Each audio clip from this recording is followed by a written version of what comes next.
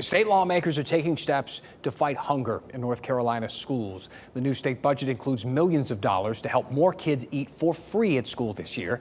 WRAL Capitol Bureau Chief Laura Leslie joining us live via Zoom with a look at several budget provisions that we found. Laura, thanks for joining us. Some states are moving to provide free breakfast and free lunch to all students in school. With these moves now in the budget, is North Carolina tiptoeing toward that direction?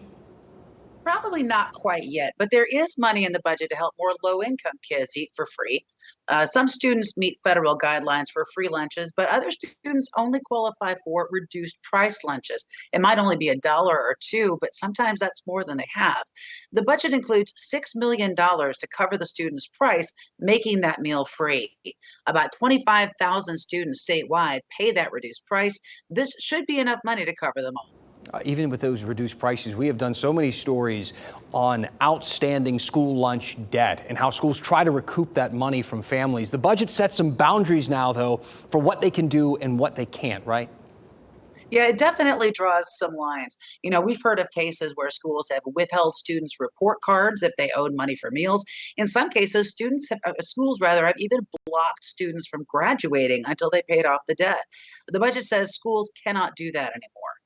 Public and charter schools are no longer allowed to impose administrative fines or penalties on students who can't pay. Interesting. Another thing I wanted some explanation for, there is also this incentive money for schools to sign up for a federal program for free student meals. How does that work exactly?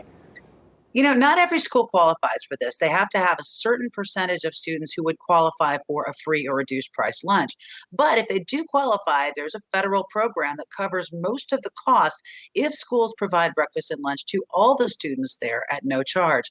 Advocates say it gets rid of the stigma for food assistance. About 3 out of 5 schools in North Carolina have already signed up for this program.